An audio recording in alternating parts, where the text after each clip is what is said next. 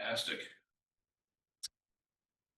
All righty, welcome to the Watertown Water and Sewer Authority. Regular meeting Wednesday, March 18, 2026, 7 p.m. Watertown Town Hall Planning and Zoning Conference Room. Item number 1 this evening, we'll call the meeting to order. And item number 2, we'll start with a roll call. Keith Franson. Marissa Nancy Cavalo. Oh, Nancy. Jim Sugden. We have a quorum. Item number 3 on the agenda this evening is minutes. I make the motion that we accept the minutes as printed. Motion's been made and seconded. Any errors, corrections, omissions? Hearing none, all those in favor say aye. Aye. All opposed say nay. The motion carries for the minutes. Item number 4, Superintendent's Report, February 2026. Just a quick update on software update. Staff is still working with admins to work through the installation. They've spent some time this past week pulling information to drag it into the software. Their main focus right now is the admin building software, and then they'll move over to the Waterworks once that's implemented. And then Jerry, Waterbury buildings. I'm sure you recall, as last meeting we talked about the incorrect billing from the city of Waterbury. They have not responded in any way to our letter of request to respond to give us an explanation. My next step is I'm drafting a letter to send to the mayor to ask for a higher level of intervention so that we get some feedback from them. Yeah. And then Jerry has some updates. Yeah, just on the operational side for field work, we had a break on Banford Ave in the middle of January during a big storm. So right now we're out there cleaning up the area. There's about a half dozen houses that have sediment and different things that we have to clean up from that break. The team is on it this week and into the next. The Bunker Hill pump station, we're digging a trench on Friday for the electrical service for the new energy efficient pumps that we have going into that. That station, it was the original pumps from the 1950s. Frost Ridge, we did have a radio antenna issue with SCADA. All of our pump stations go off of radio antennas, except for the prime one, that's the Scoville tank that's hardwired in to our WSA building on French Street. So that antenna issue has been resolved. Fern Hill, the sewer side, we have one of the 2 sewer ejector pumps is degraded. It's still partially operational. It has bearing issues. We are trying to work it first in-house before we bring in a contractor to replace the bearings. And we also had a SCADA issue there with monitoring the fuel level. But we think it was, it's been resolved, but we're still gonna watch it. Recent water main breaks, none. Can't believe it, with the frost going out of the ground. We did have one, but it wasn't ours. It was the pin shop. It was this past Saturday night. The pin shop is serviced half by Watertown and the other half by Waterbury. So that was repaired. Call before you digs, they're screaming. We had about 98 in the past 30 days. So a lot of heavy construction that's going to be coming on this spring across the town. On 30 March, if the weather's good, we're going to start to flush the hydrants across the system. And also Turnberry Estates, they are hooking up their water services for new customers within Turnberry Estates. Jerry, how many hydrants we have? I know. I'm not exactly sure. I don't have that metric in my head, but I'm good. I'm just curious. Yeah, I forget what the I know it's like 70 miles of water pipe, just under 70 miles of sewer pipe, 5 sewer pump stations, 2 water pump stations. And I could give you a whole bunch of metrics on public works, 5,500 catch basins, but I don't have fire hydrants in my head yet. I think there's somewhere in the vicinity of 600. Yeah, so before we took over the fire district, I remember it was 498. Yeah. So that's all I have, and I got one request for information on the exact amount of fire hydrants. that I'll have for the next meeting. Okay, fantastic. Thank you very much for the updates. Item number 5, moving ahead, is public participation. If anybody would like to speak, please sign in on the sheet. And I'll read the public comment statement. At this time, the authority will accept public comment. Public comment is an opportunity for residents to provide testimony and input for the authority's consideration as part of its decision-making process. Members of the authority may consider this testimony during discussion and deliberation. However, the authority will not respond to questions or engage in dialogue during public comment. The meeting and agenda are intended for the authority to conduct its official business. Public comment shall be limited to matters within the authority's jurisdiction. There shall be no direct public comment regarding individual staff members. Comments related to staff concerns should be directed through the appropriate administrative channels outside of this meeting. Thank you very much.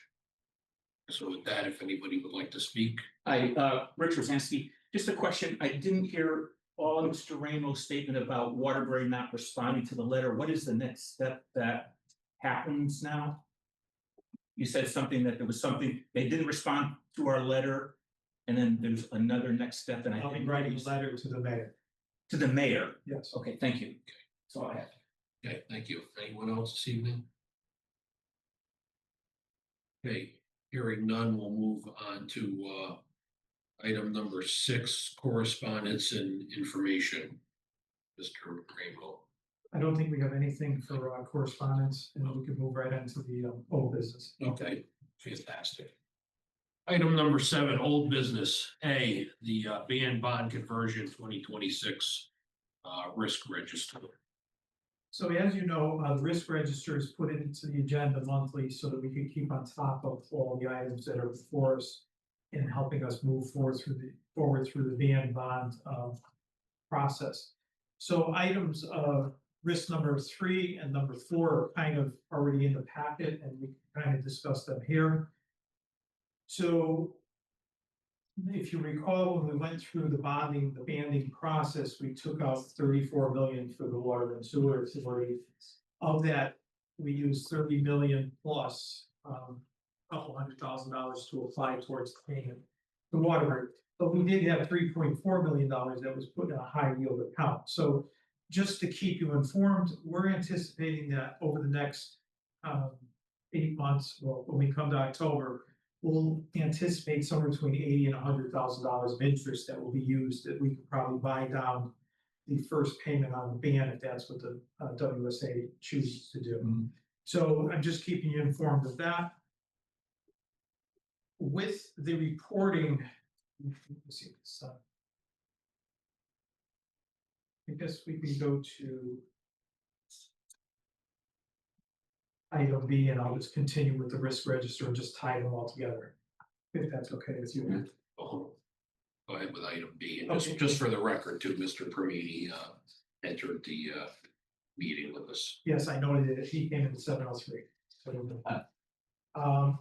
So with the Excel spreadsheet that we gave you, basically it's a profit and loss statement to understand the impact of the budget freeze. We're kind of trending at this point of about $1 million in operational reserve. I'm not saying we're not going to use that as we move along, but our cash fund is building up as a result of our freezing our budget. So with that, we can add the $100,000, and we'll give you an opportunity to kind of discuss what monies are available with our reserves as we move through the rest of the year. So with that, this executive summary kind of explains what the P&L is. You know, I had a few people look at this, and as they looked at it, they didn't quite quickly understand it. So I thought it was a good idea to just kind of put a discussion piece, the executive summary, to say, okay, this is how we're reading it. So with that being said, there are going to be some large ticket items that will come outside of, it's in the operating budget, but they will hit at the end of the year. And that is our bonding payments and the cost that the town charges WSA for services such as financial, bookkeeping, town manager work, all that stuff. So those are those 2 items for that. And that again is tied into the risk register. And every month I'll review that and tie them back, so we continue to repeat this, so everybody's on the same page.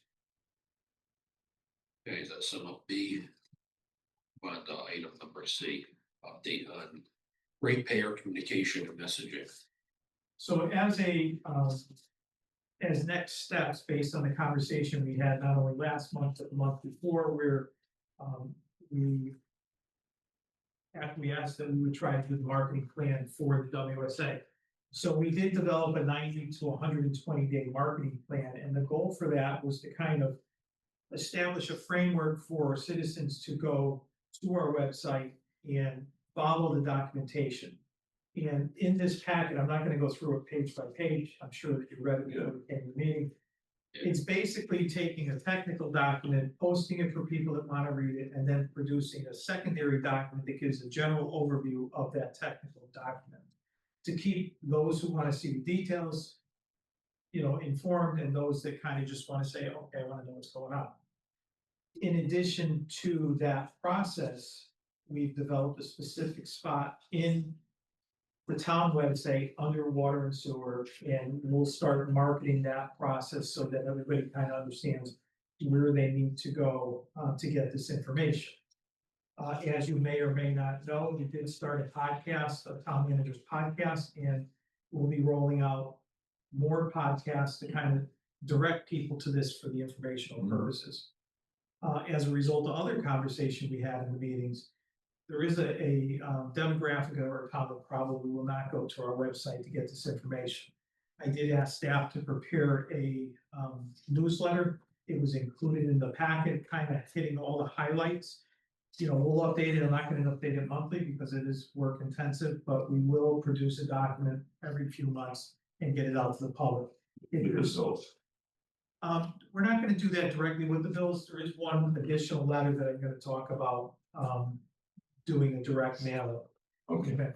But the newsletter is more to kind of put out, as we discussed, in our housing authorities, our libraries, the town hall, places where people may pick them up and say, oh, I'm interested in this, and refer them back to our website if they want further information. On the top of the packet that is included regarding the communication messaging, I have a proposed letter here that was written to kind of express our intent and how we're going to move forward with this marketing campaign, which I would like to be considered as the first document that will go to ratepayers to say, this is how we're going to get the information out. This is what you should do to stay informed. And this is how your voice can be heard through the process. I don't know if you have any direct comment on the letter. I did kind of run it in front of the bipartisan committee because I wanted to stay in line with their work and not get ahead of them. They reviewed this and they felt this was a good document to start with. There was a secondary document in there that I just threw in there to give a different perspective. It was kind of a front back. This is kind of direct. We'll do maybe a colored paper or something so people look at it and say, something's different here, let me look at it. If I don't think that the WSA needs to take a vote, but maybe just a consensus that we'd like to move forward with these items, and we'll get working on it. I could say by the end of the week, but I think we should move ahead. Yeah. okay, Yeah. Andre, I just have one recommendation. sure, If you could just put this on one page, okay. that would be, or put it on the agenda side. That's the only recommendation I would give it. Yeah, I'm probably gonna take my name off this. If, I don't know what the WSA authority feels about that. Do you want your name on it? Do you want to put just WSA? How do you want it to be addressed? Just WSA. Okay, so I'll do it from the organization piece. Okay. And then I will try to get it on one page, if not front and back. No line or something like that. Get on stage. We had to every time we read something. I guess it was a long, I knew we'd cut it. You're talking about an editorial review. One page or front and back. Looks like hit all top.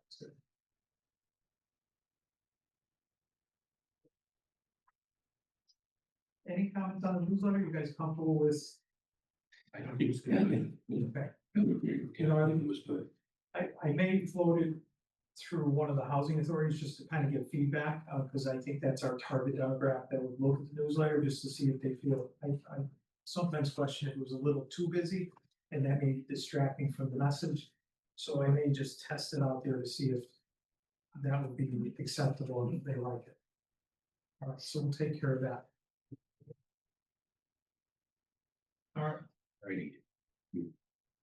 We'll move along to item D, rate setting discussion for 2026. That will be a standing item. The ongoing discussion regarding the establishment of 2026 rates. This item will remain on the agenda as standing old business while the authority continues to develop, review, and refine the information necessary to evaluate and, if appropriate, implement a rate increase. So this is gonna kind of tie in with item D under new business, so we could kind of talk a little deeper on that piece of it. But again, I just want to keep this as a standing item so that we could continually talk about this, because we're gonna get deeper and deeper into the discussion over the next couple of months, which will be consistent with the marketing campaign of that giving us 90 to 120 days. I think it's important that we stay on a track. If we hit the 120 days and we're not prepared to go to, a public hearing or get to that piece, we could extend if we need to. But I wanted to put just a gauge of time so that we could stay on track, because we don't want to lose this in, everybody doing all kinds of work. I don't think we have enough information to discuss this as it relates to item D. We have to go back to the drawing board on the budget itself, because we're gonna have to anticipate any increases in the budget. If Waterbury raises the rates, that is not part of our budget, so Was they indicated anything? it does, and that's. Oh, no, it's Waterbury indicated. Yes. They have, but we'll talk about that on the item D. We're on the agenda here. Yeah, I think that pretty much covers that. I think next month we'll be talking more directly on, how to move forward with rates. Okay. I'll move along then to item number 8, new business. A, discussion of possible action on ranking the Connecticut DPH Drinking Water State Revolving Fund projects for their eligibility and ranking. So I'm gonna take that one on. It's a spreadsheet I've done over the past day or two for this. Basically, 2 years ago, we only had one project on this list. With the help of Dave, we made it 11 projects. The DPH rejected 2 of them, so it's actually 9 that were accepted. I broke it into 2 categories, which the top 5 and the bottom 4. This is through public health. And I expect to continue with this once we the full-time assistant superintendent, once we get through interviews and bring somebody on board to work the details of this. This is a low interest to no interest loan, and it's 25% reimbursable, but they don't directly call it like that. They call it deferment of payment. Like they'll give you the 25% once you're into it. And there's also another 25% if we meet certain requirements for certain areas of the town, which are more in the Oakville area of the town, if we meet the 25 plus the 25 for 50%. So I'll just go through, I could go through all of them, but I can tell you that Carvel meter vault relocation is one of them. And you could see over on the side, it calls rank. When they were submitted last year, public health gave ranks. The higher the points, the better. So that was our highest points at 55 points for that. The next one is the lead service line compliance project. That was rated in 2nd place at 50 points. And then the next 3 were rated low. It's the WMR, I'm sorry, Joe, but that's water main replacement. That's for, we have 2-inch mains, believe it or not, going to 6-inch. And there's 5 locations across the town, for that. There's security cameras, at our facilities, our 5 pump stations, 2 water pump stations, and also at WSA. And also, a gate, a 36-inch gate valve, up at Fern Hill that would help us, if there was another issue on the Waterbury side, because we could take the water at Fern Hill, feed the Scoville tank, and by pressure in the elevation head, it could actually, feed the Georgetown tank, for that. So they don't have any working valves along this line. That's why, was it 5 months ago when they had the break?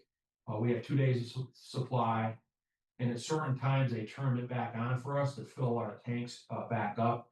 But it's a long process because we have to wait for the air and the dirty water to bypass us, you know, and going into Waterbury.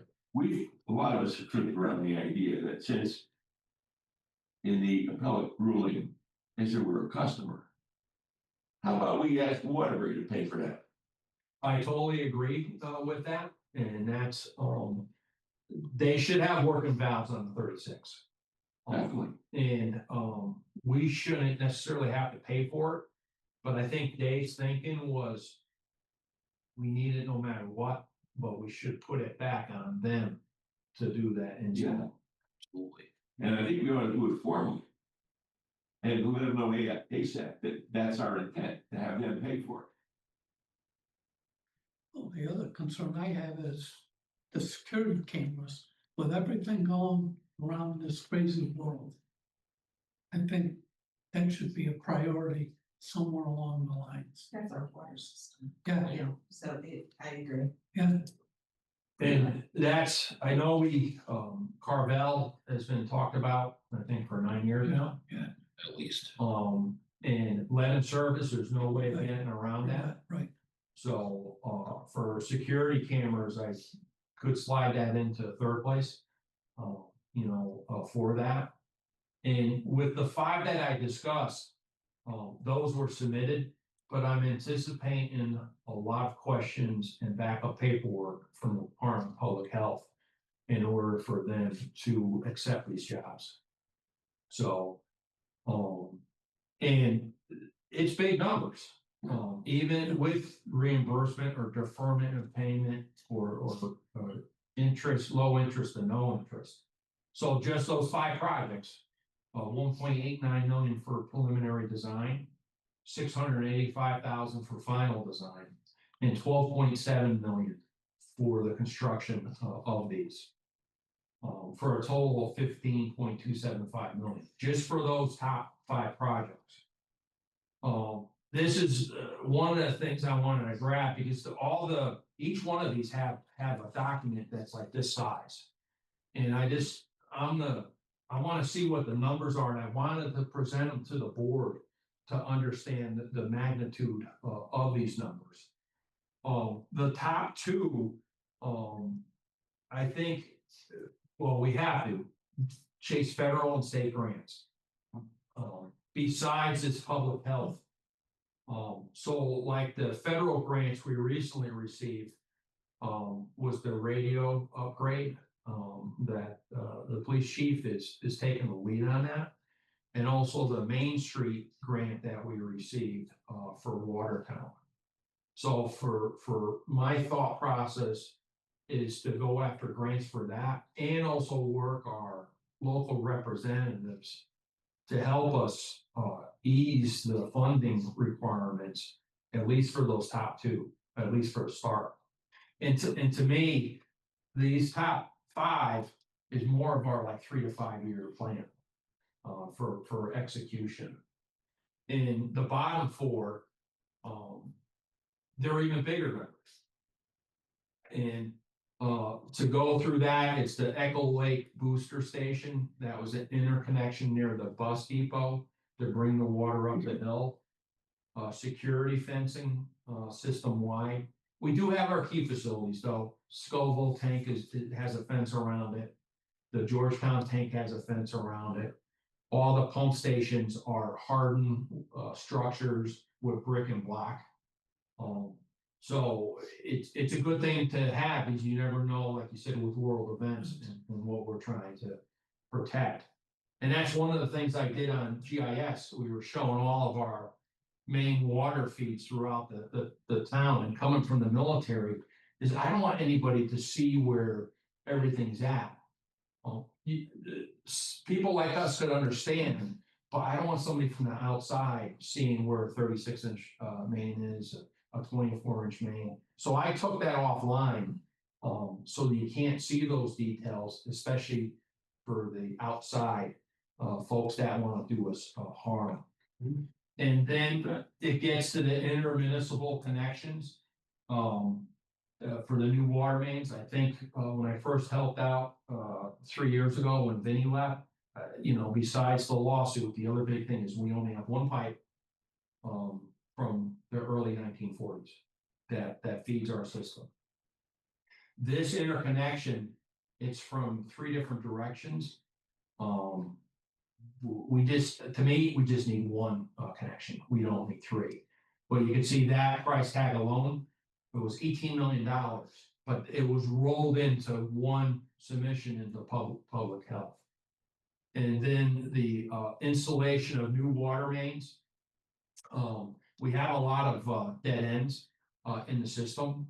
And these were for 10 different locations. The longer dead end pipes that we have, and I think it's 5 or 6 of them, we do have blow-offs.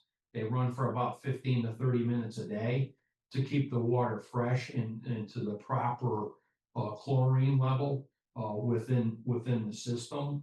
But there's a lot of loops, and basically this is to loop the systems so you don't have to do those blow-offs. And if you have a water main break, you have a much smaller area to shut down. And then if you just have this single spur going in that doesn't go anywhere, you got to shut down a larger service area in the town. So for overall, when you look at all 9 projects, it's 2.5 million in round numbers for preliminary design, 1.4 million in final design, 55.3 million for construction, and 59.3 million for the total package. And that's why I feel the top 5 is more of our 3 to 5 year. Thanks to Dave, we got these submitted. But the bottom 4, of course, to me, I think they're all priorities. I want to get every single one done. But I think the next 4 down is more like a 10 to 15 year plan. A medical aid booster station, that's gotta come. I would think. Well, you have it listed right after the 5, and I think that if we get the opportunity. With them shutting the main down or something, maybe it can be squeezed in. But I agree, I think we've got to go for grants on those too, on everything here. Yeah, because we definitely need redundancy in our system. Yeah. And this is a grant for public health, but to the next level of our state and federal politicians. Next time they come out and saying they're looking for grants, it's really off of like Johanna Hayes grant, which was radios in Main Street, which it would be 100% or 80-20, and where they would give us the money upfront or reimbursable. Not this thing is deferment of payment. I just don't like that word deferment of payment, because it's not to me, it's not a short thing. We really don't about talking to our reps, see what they can shake loose. I think we should invite them to the next meeting for. It's gonna be tough for any of our discussions. Meeting.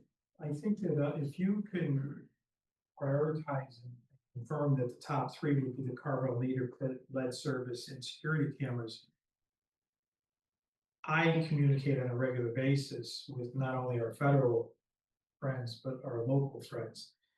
Maybe we put together something that we could kind of get the startup money, and then we have to worry about the project and how it affects rates. So I mean, that's gonna be part of our bigger discussion as we continue to move Yeah. through this. those Everything- three Should should be be- all, you know, at some point in time, there's gonna be a bill to our users. Yes. Okay, I mean, maybe small compared to the cost, but it's still gonna be there. Right, so I think it's important for us to include that in all our conversations over the next month, so we understand what that 1, 3, 5 year impact is. But if you can agree that those top three are your top three, then I will start talking about seeing what kind of money we can go after to. I would agree with that. Yeah, What about those, what about the Burn Hill gate, you're gonna check Yeah, with Watertown. Waterbury to see Yeah. if we can shake something, if that doesn't come to a head. And we have to look at it ourselves, maybe we could fit that a bit higher than a couple of the others here. Because that's with or without water. If there's a problem. Jerry, I don't wanna step on your presentation, but if you wanna rank them now, just kind of put it in a document and say. This is our go-to, we could revisit at any time and change them around if we find something Yeah, that that's good. applies differently, but I think by ranking them. It gives us as staff a chance to start actually trying to put something together for you. And I'll start off with Carvel meter pit, Mhm. lead service lines, and security cameras in that order. Mhm. yeah, because lead service, that's because of Michigan and stuff, and it's all over the country and it's demanded by the federal government. So there's no way you can get away from Correct. that one at all. Mark, also, when you're talking to, representatives, if there's a way that maybe we can get a list of grants that are, I don't know if they're Yeah. provided or. It's not, so basically what we do is we get online and we search, we discuss this. So, Senators Blumenthal and Murphy. Herbert, thank you. You know, they have congressional money that they, or senatorial money that they are actually trying to solicit. We just don't have the manpower to get up and trying to go after that this year. So if we start building up our grant application, you know, Johanna Hayes has always been very kind to Watertown, and that's the two projects that Jerry talked about. I could then start kind of backfilling that information, so as soon as it becomes available, it'll be kind of pre-written and we just apply and see where it takes us.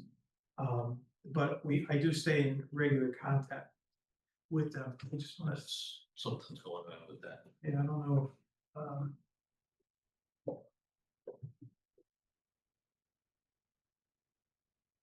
I think we're still, yeah, we're still recording, it's like on the top. You know, so if we want to rank these all the way through, we'll create a document that kind of puts it in. As in line with your guidance, and we could bring it back to you next month, and then we could start looking to go after grants for it. Sure, I think that sounds great. Do you want to go past the three and kind of outline the rest of them? And again, it's Well, not. the other thing I said, if you. We're talking about the Echo Lake booster station, that's gonna be a program of opportunity. When they may be down for cleaning or something, where we could have a brief window, at least to get the gate in there. Not the piping maybe, but just the gate. In their main. So you know, you're going past my operational knowledge, but I'm assuming that that's a piece of the puzzle. Yeah. So that gives us an opportunity to reconnect because the main was down, Yeah. so I guess we'll have to go back in the Dave note. Then we can connect into that at any time if we want to. So I guess we'll have to go back into Dave's notes and say, you know, I think he did some pricing on that. We could pull that piece out, understanding that that's the. Yeah, I understood that Dave did some pricing on that and that while Waterbury was doing that project and had that line shut down, just getting the gate installed Right. there would give us an opportunity to You could look into it look into anytime. it anytime later without them having to shut that line down. And we were talking about a gate on the 36 Yeah. also. And, you know, I'm wondering, and I need more expertise. I don't trust that 42-inch main. It's already blown 3 times already. I Okay, think so. and it's gonna blow again. You know that, and I know that. And it doesn't make any sense to be hooked up to that if in fact the 36 low is there and gives us sufficient water to get into the bucket intake. So part of the problem was their valves in the downtown area of Waterbury, they couldn't valve off the three separate mains that come into Waterbury. A few of them, they couldn't find. Yeah. And the ones that they did find, they couldn't operate. Yeah, So it hopefully, I know he had his top 10 valves. That he wanted to, the new superintendent, Brad, wanted to, make it the priority. So this way, if they have, the 42 goes down, they can feed it from our joint 36, which is their 36. And the low service 36, which is on this side parallels the Naugatuck Road. Right. So, for that. So it was just a travesty when their 42 went down and I've never heard of it before where usually you valve the area and you can't do that and you go to the next level of valves. And then usually there's layers of valves. They just shut the plant down. I mean, you don't hear of that, of shutting the plant down for multiple municipalities. So for me, it's a valve issue on their side. For that. absolutely. So do you, just so I'm clear, because I'm a little confused on where we're heading, we have the top three. The 36-inch, the Echo Lake booster station, you want to move that up, but based just on doing a cut in. Yeah, cut in for the valve. Okay, Not and the then, whole Well, there would project. have to be a valve on it too. Yeah. You cut in with a valve that's shut off all the time until we're ready to use it, we put our pipe to it. so we'll try to find that information and kind of put a price tag on it. And then I'll just loosely leave everything else as a secondary review. And I'll put it in a document for you guys to have. I do feel though that at least water main replacement 25-05 from the 2-inch to the 6-inch should be, that would be 5th place. If the cut in the valve is number 4. Okay. And even with the staff on, the reality is we could handle 1-2 things and it's. And until we get those going in the system, because it's not necessarily all this money up front, because you have the preliminary design and the final design. That takes you anywhere from 9 to 18 months, to get through that part. So it's not like. It's kind of how I handle in public works. I get a few projects done, then I bring a few more projects up in the system. Very good. And just, I know I probably should do this in the beginning. We are setting up interviews for the assistant superintendent's position. I anticipate they may have even been called today to make sure everybody's still interested. And we'll be scheduling a committee to sit. And hopefully we'll get, we'll be able to move forward shortly. Perfect. All right, got that settled. We'll move on to B, discussion and possible action on the review of the Water and Sewer Authority Policy Manual and the establishment of a process for its periodic review and update. So basically, I think we talked about it last month. There's a book, it's probably about this thick, it's all on paper, and it's the policy and process of WSA. We scanned in the first small section, it's probably 20 pages. I wasn't able to get to start really looking at it and understanding. To understand if I could even comment on it, it may be outside my scope at this point. So we do have it scanned in, we're gonna review it, and again, as I said, when the new assistant superintendent comes in, that'll be one of the tasks that he's assigned to kind of start learning the system. That'll be part of it. And Is there anything in it with interviewing staff up there that's totally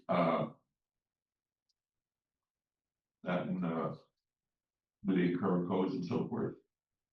I don't think I understood what you were asking. So I'm wondering if it's all into action.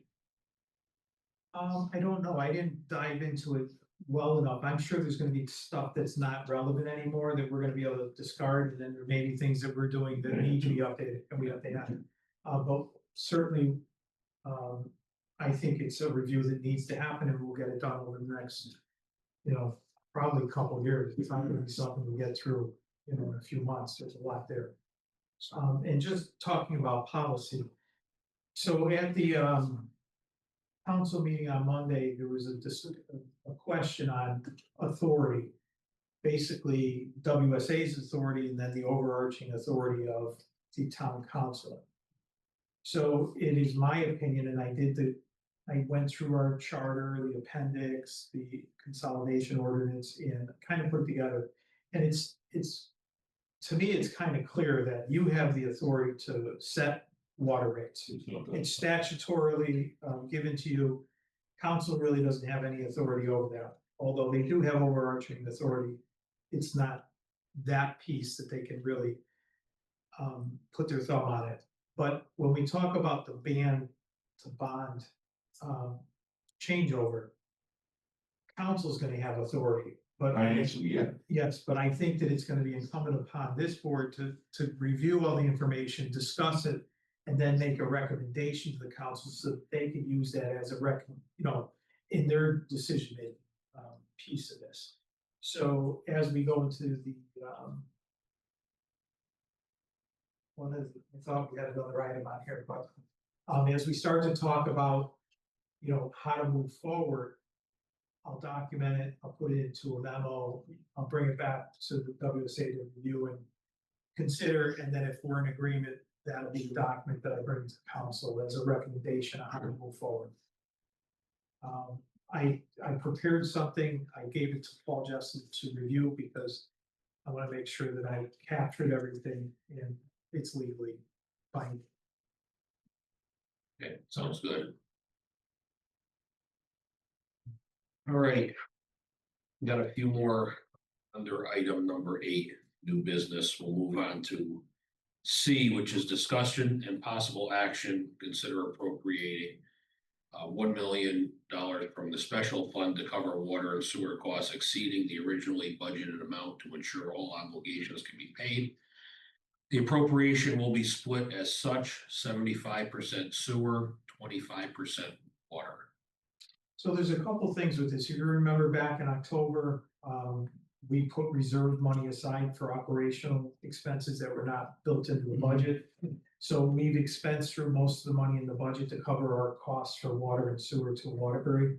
This $1 million is coming from the cash, and that's why there's no line item, because it's basically coming from the cash associated with water and sewer monies, and it will be applied to both the 015-017 budget so that we can continue to pay. With the storm we had the other day, everybody knows with the increase in I&I, it's going to chew through the money relatively quickly if we continue to get these rain events. So we're going to start with a $1 million request. I was hoping it would catch us through May. As long as we don't have a tremendous amount of rain, I feel that will cover it, and then we could adjust and come back to the authority to say we need to move so much money back into the operating budgets to cover the rest. So it would be appropriate if you're in agreement to motion. Yeah, the motion. Take a motion. All right, I'll move that we appropriate $1 million for the special fund. Is there an account number on that? There isn't, because specifically it's coming from the special account, the cash fund. There is no account number associated. Cover water and sewer costs exceeding the original budget amount to ensure all obligations can be paid, and that the appropriations shall be split as such: 75% sewer, 25% water. I'll second that. So got a motion that's been made and seconded. Is there any further discussion? Hearing none, all those in favor say aye. Aye. All opposed say nay. And motion carries unanimously.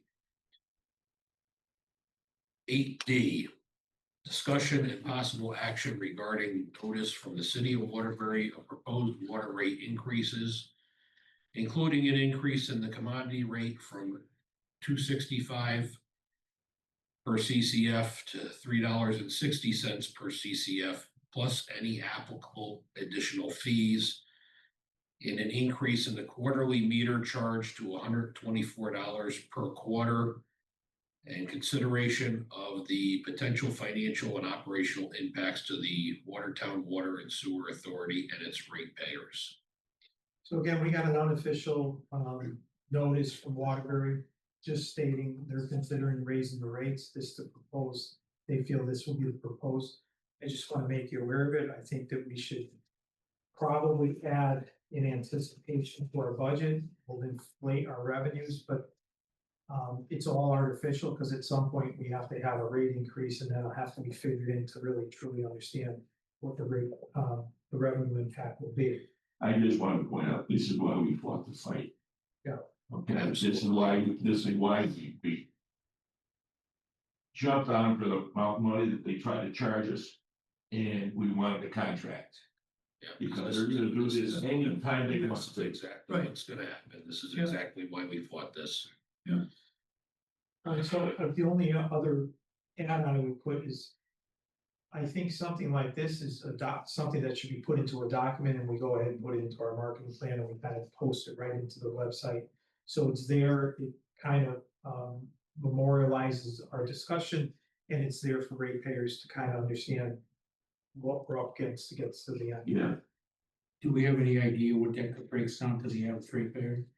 So I do have some numbers for you. I don't. I'm curious.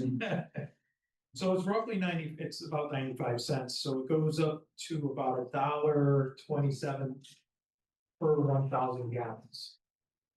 So I kind of extrapolate out at 5,000 gallons, that's about $6.35 increase. At 10,000, it's 12.7. So, you know, I don't want to say the impact's not huge, because the cumulative, it's going to be impactful to the ratepayer. But I do think it's important we get the information out early. Yes. And, you know, and I think they have to understand that Waterbury, after we can change it. yeah, I'd have to kind of think about how we would word that, and we can only do a little thinking on that. What you're saying is they're holding us hostage. Exactly. Absolutely. But that's what Let's just get it out there. Yeah. Or paying for their water main breaks because their system is. Yeah. Yeah.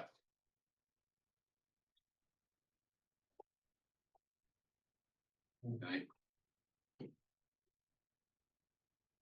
All right, moving on to item 8C. Discussion and possible action on setting a special meeting in April 2026. So I just thought it would be important for me to put this in front of the authority to decide if you didn't have a meeting scheduled in April. So, Yeah, we should have, I mean, there's too much going on. yeah, I mean, I don't know if you want to try and pick a date, if you're in agreement, it's up to you. Can we still do the third one? I mean, Yeah, we just set it up as a special, everybody's in agreement to that. I say eliminate confusion since it's not. So you know I won't be here the third And I probably wouldn't Wednesday. be It's a either. school vacation weekend. Maybe with the grandkids. Do you want to try and coordinate another date, or are you okay with just what guess- the majority is? Yeah, Will we have a majority of? Well, you'll be here, I'll be here, you will be. Yeah. Okay, so I'm straight. I think I'll be here, so I have a lot on my plate in the next several months, but, my husband has to have surgery. And it might be an emergency surgery, depending on what happens, it's scheduled, but if he has to go, he has to go, Yeah. so. I can't promise anything. So if we set a special meeting for the regularly scheduled date or proposed date, if last minute we have to change it, we'll just pick another date and Okay. try and do it in April. Fair enough. Yeah. fair enough. Mhm.